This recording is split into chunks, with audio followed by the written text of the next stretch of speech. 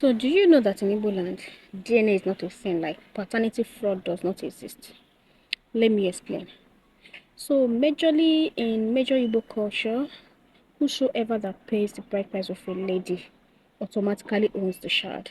So, if you pregnant a lady and you fail to pay her bride price, and another man picks interest in her and pay her bride price, while she's still carrying that your baby, the child automatically belongs to the man.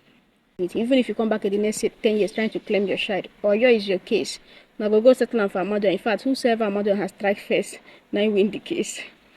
Then, secondly, if you're married, any child, for the fact that your wife still have your bride price on her head, any child she gives birth to while married to, in fact, while your bride price is still on her head, belongs to you. There's no two ways about it. Finally, if you separate with your wife and you fail to collect her bride price,